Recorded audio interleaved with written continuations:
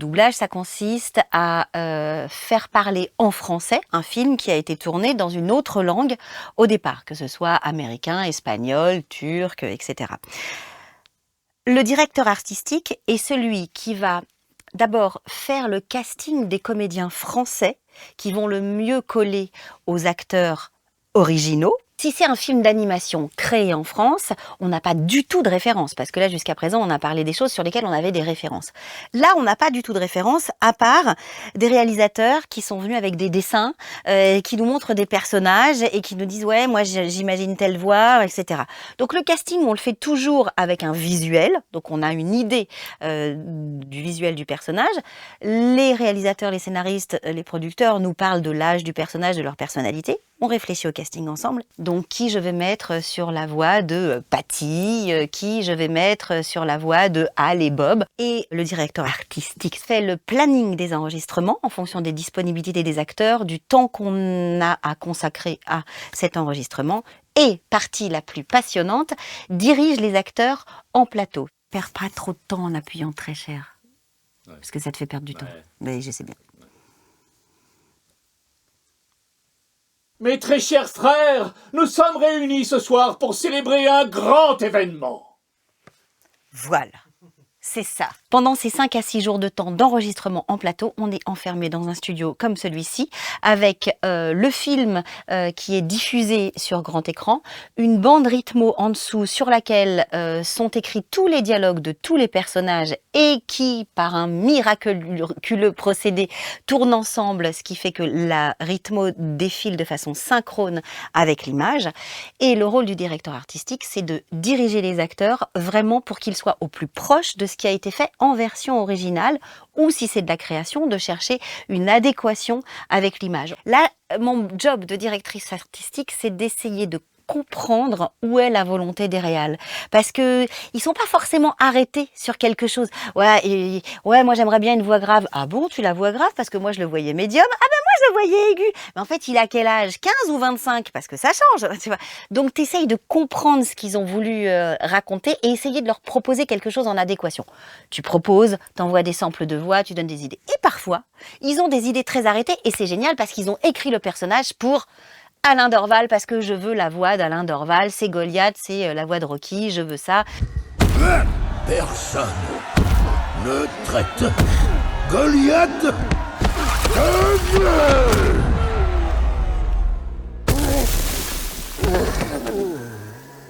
Retourne jouer dans ton bac à sable.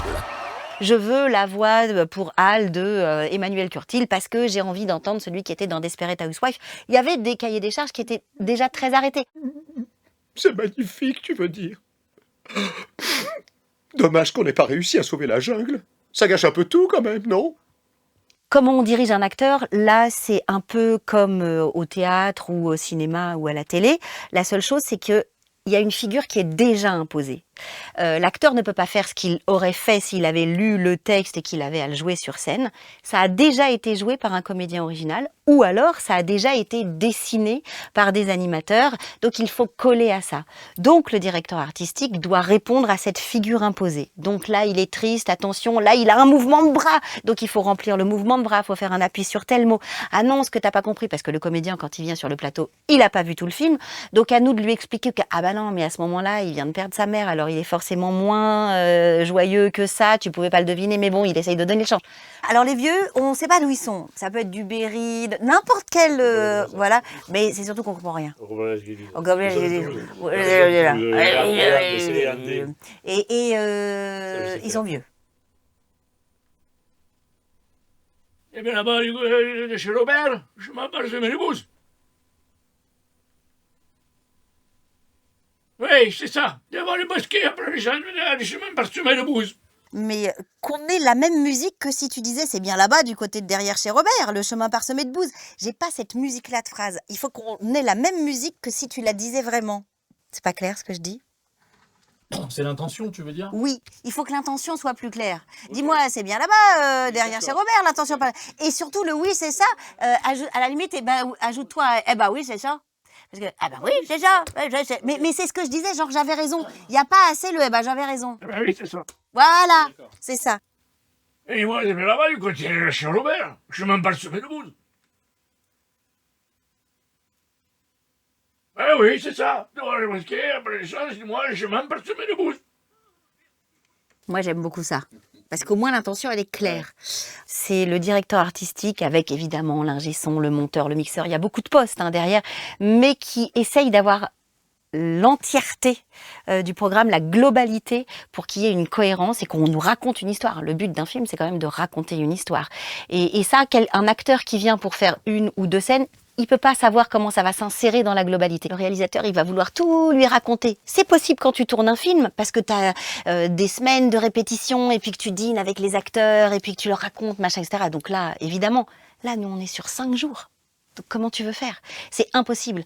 C'est là que le directeur artistique est important. Le directeur artistique est quelqu'un qui sait déjà tous ces petits trucs techniques et qui sait techniquement où les amener. Après, j'ai une formation de comédienne aussi, ce qui aide parce que je sais si moi je bute sur un truc, qu'est-ce qui va m'aider. Donc je me projette toujours là-dedans. Si moi je suis coincée comme lui, qu'est-ce qui va débloquer ma façon à moi de faire? Et j'essaye de trouver les bons mots pour ça. Et je pense que ça prendrait trop de temps si tu as des réalisateurs qui n'ont pas eu l'habitude de faire ça ou qui doivent aller trop vite. Parce que je pense qu'ils en sont tout à fait capables, c'est juste qu'il faut aller vite. Est-ce de la jungle pas venir voler ingrédients pour sauver la jungle? Et vends-toi plus, parce qu'en fait, en disant ça, il se vend malgré lui. On n'est pas venu faire ça. Alors qu'en fait, c'est justement ce qu'ils sont sur l'as de la jungle. Pas venir voler. Est-ce de la jungle pas venir voler ingrédients pour sauver la jungle? Est-ce de la jungle perdue? Est-ce de la jungle chercher sortie?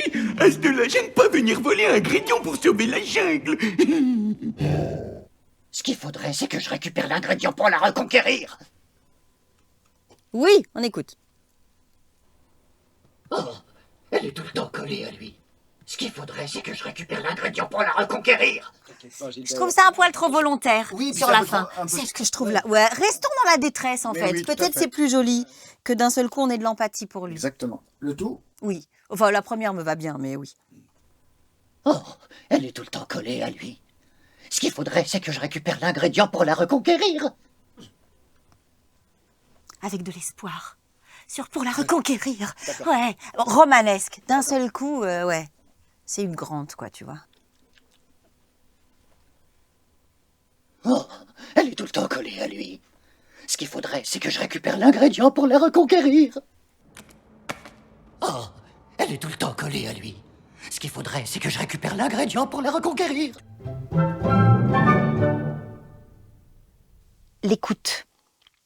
L'écoute, pas seulement du comédien, mais de ce qui se passe sur un plateau. Il faut avoir aussi une connaissance technique de ce qu'est l'outil du comédien, sa voix, pour pouvoir lui donner des indications, ou je n'ai pas peur de le dire, oui, techniques, sur comment il va pouvoir arriver à un résultat. Surarticule, fait un appui sur tel mot, chuchote, met du timbre. Accepter d'être surpris. Parce que parfois, on s'imagine, nous, quelque chose et on n'attend que ça. Et parfois, l'acteur propose autre chose. Et c'est pas parce que c'est autre chose et que c'est pas ce que j'ai envie d'entendre que c'est pas bien. J'ai commencé assez petite parce que j'avais tourné dans un film de Jean-Luc Godard à 11 ans dans lequel je me suis post-synchronisée parce qu'il y avait une prise de son qui était pas bonne, j'ai dû me post-synchroniser. La scène a été coupée au montage. Bon, totalement inintéressant, mais bon.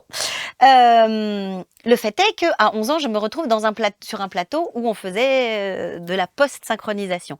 La directrice artistique de l'époque était là, me repère, elle m'a rappelé 6 mois plus tard et mon premier doublage a été de doubler Meggy dans une saga qui s'appelait Les oiseaux se cachent pour mourir. Et donc je suis arrivée à 12 ans dans un métier extraordinaire, je découvrais que le doublage existait. Et donc après, j'ai fait toute une saga des princesses Sarah qui était un manga très à l'époque. Et puis j'ai fait la grand-mère de Titi dans les Looney Tunes. Oui, parfaitement, je suis la grand-mère de Titi qui dit Sylvestre, voilà. La cow-boyette Jessie dans les Toy Story, Cameron Diaz très souvent dans les Shrek. Alors, c'était Jean-François et Eric. ou David, je ne sais plus, je les confonds toujours. Bref, je sais qu'ils étaient tous les trois, mais il y en a que 2 que j'ai rencontrés en premier. Et la première fois qu'ils m'ont appelé, c'est donc il y a pour Spike, je crois. Je pense qu'on a commencé avec Spike. Et ils étaient tous les deux. Ils montaient, ils avaient rien, il n'y avait pas de structure, il n'y avait rien. Et tu vois 2 petits bonhommes qui arrivent et qui te défendent leur projet comme ça, ils m'expliquent et ils étaient passionnés et tout et tout. Je dis mais à un moment, vous avez une prod derrière. Ouais, mais non, mais si, mais oui, mais bon, ouais, ok, très bien. Et j'étais vachement émue par cette fraîcheur, cette envie de faire les choses. Et puis en plus, c'était super gentil parce que tu te sens désiré. Ils m'avaient appelé pour diriger le film parce qu'ils avaient vu certaines VF que j'avais dirigées. Ils avaient apprécié mon travail. Donc, on va pas se dire que c'est pas agréable d'être appelé dans des circonstances comme celle-ci. Et eux, ils arrivent avec leur projet et t'as envie. Tu t'aperçois que, allez, on va essayer de faire quelque chose ensemble. Donc, on a commencé à travailler ensemble sur Spike. Et après, il y a eu tout ce qui s'en est suivi chez TAT. Quand tu es loin, mon amour, je me sens comme un vautour. Mais quelle horrible voix! J'espère que Pelvis n'entend pas ça. Je suis dans mauvaise humeur, mais quand t'es prêt, mon amour, j'ai envie de faire un détour. L'amour, ça nous fait dresser les poils, c'est encore mieux qu'un os à moelle. L'amour, ça nous fait pousser des ailes, ce qui est pratique pour les hirondelles. Use pas trop ta voix, Francis. Je te rappelle que j'ai un concert demain soir. Mais alors? Mais c'est Francis qui chante à votre place! Vous êtes un imposteur de première classe!